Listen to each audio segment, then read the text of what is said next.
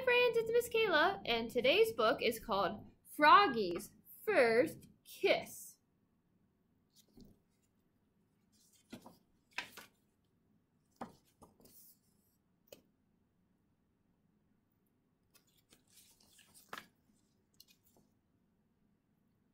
It was the week before Valentine's Day, and for Froggy, Valentine's Day meant candy, but it also meant love.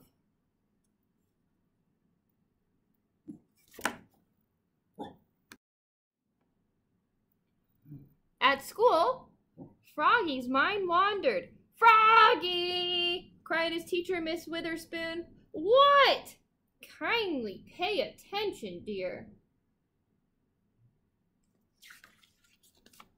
And that's when he saw the prettiest girl frog in the world, the new girl in class. Her name was Froggalina, and when she smiled at him, his insides got soft and wiggly like he'd had caterpillars for breakfast.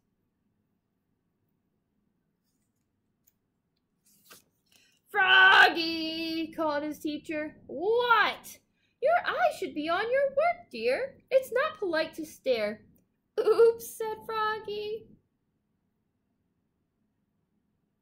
He's staring at her. At recess, Froggalina smiled at him through the monkey bars. He was hanging upside down, and when he saw her, he fell smack on his head. Bonk! At lunch, Froggalina sat beside him. She smiled and opened her lunchbox. "I have a treat for you, Froggy. Close your eyes." And she gave him a big, juicy apple.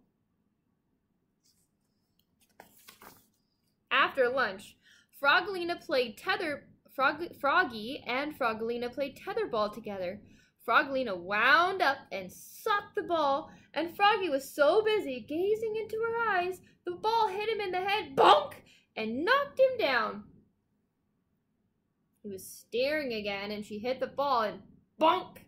Uh-oh.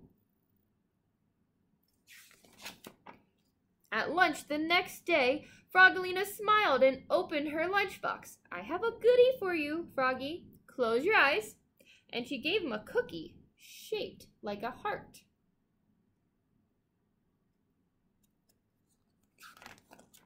That afternoon, Froggy and his class made valentines. They cut hearts out of paper, some big, some little, some red, some pink, and on just one, Froggy wrote, "I love you." He didn't want any of his classmates to see, especially Froggalina, so he worked under his desk.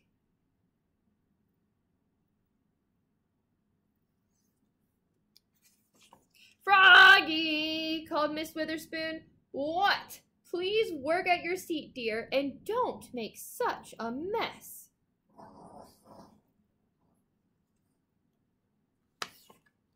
When Froggy stood up, he hit his head on his desk, bonk, and everybody laughed, especially Froggalina. At lunch the next day, Froggalina sat beside him again. She smiled and opened her lunchbox. "I have a surprise for you, Froggy. Close your eyes." And what do you think she gave him? What could it be? A big, juicy kiss smack on his cheek. "Ugh," spluttered Froggy, looking more red in the face than green. Froggy grabbed his lunchbox and flopped away. Flop, flop, flop. His tummy felt so weird. He couldn't eat his lunch, not even dessert. On the bus home after school, everybody teased him, even Max, his best friend. They sang, "Froggy has a girlfriend, Froggy has a girlfriend." "No, I don't!" cried Froggy.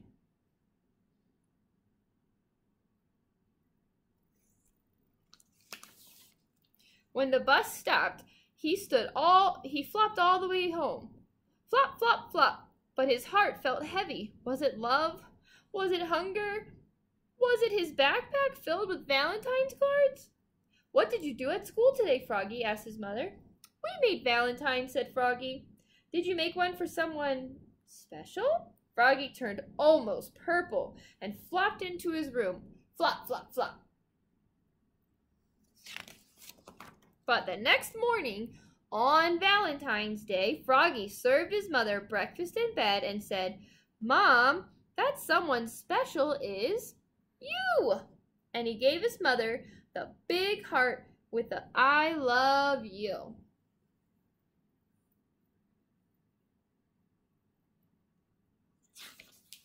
And his mother gave Froggy a whole bunch of candy kisses.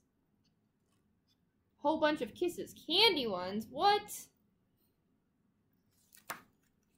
Thanks for listening. We'll see you next time. Bye-bye.